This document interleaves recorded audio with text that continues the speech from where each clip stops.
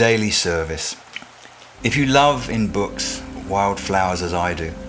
or them pale on the banks of country lanes, you may have found by the fireside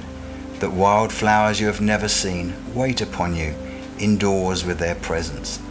laughing in the breeze from a distant shore of Ullswater perhaps, by a mountain stream,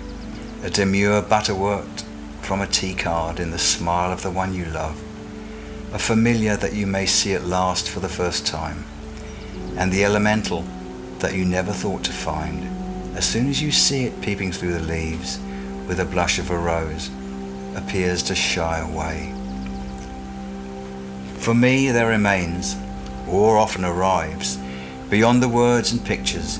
the same sense of having been served, having read the Gospels, or through binoculars after books, from rare migrant birds wading in the rain, from Martha washing up after Christ, or the retiring bird itself without words defining rapture after the song of a nightingale described by Keats.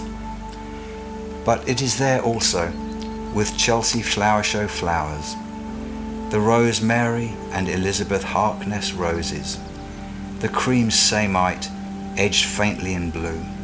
or the yellow fires of radiant vermilion, each branded on the briar with a white label, soiled from hands used to the earth and clutching at straws from the spirit world,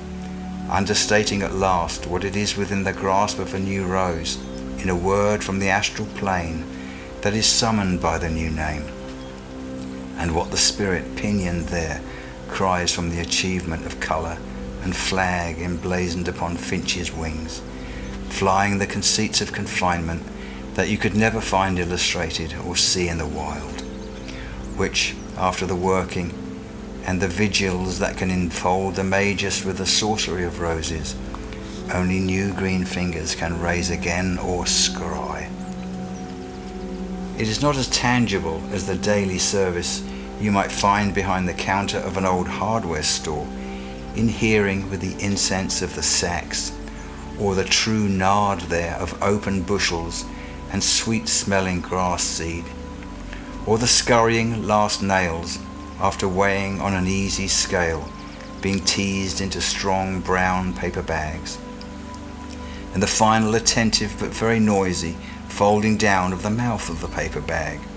the feeling from the owner going about the cloisters of his business in his soft brown rags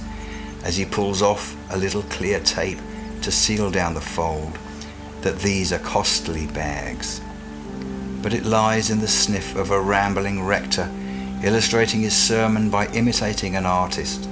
taking you beyond the flowers gathered round the pulpit,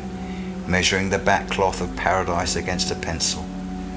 or by just waiting for each other as they do in his choir before going on. A tug at the microphone, a smile of collusion from a staff or the band, as if it were a station of the cross, stopping for a flower from the wayside of the pass growing by the footlights, picking up a galvanized nail by the till,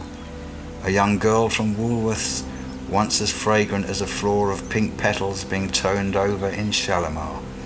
now grown old by his new and his silver feet. We are back where we began, with a tea card, before a field of East Anglian fritillaries, where, waiting round the bend, the balsam anaesthetics of summer streams wait, sparing one or two shy kingfishers for each lifetime, a shriving uncalled for, and then so quick it is almost over. When we swear and talk in the devil's tongue, we know what we do. We can, by ritual, meticulous pentagrams and Kabbalistic arcana, lifted from the granite pylons of Babylon, even persuade ourselves that there are spirit guides and angels on the head of a pin, or, registered within the atoms of our shoulders, the pressure of guardian angels,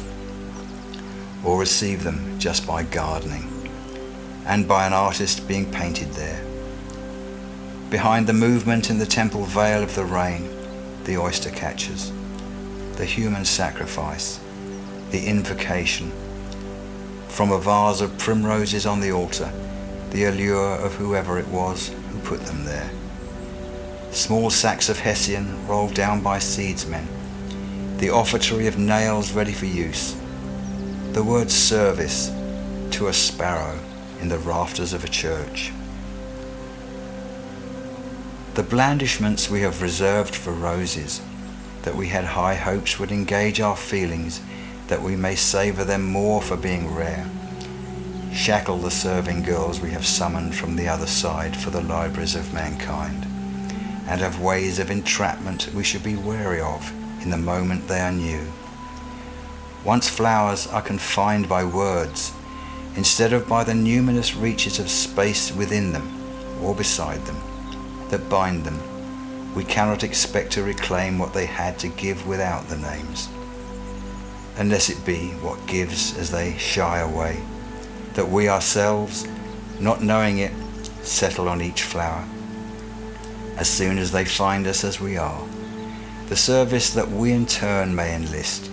by rising with each twinkle to resist the endless falling of each little but constant star.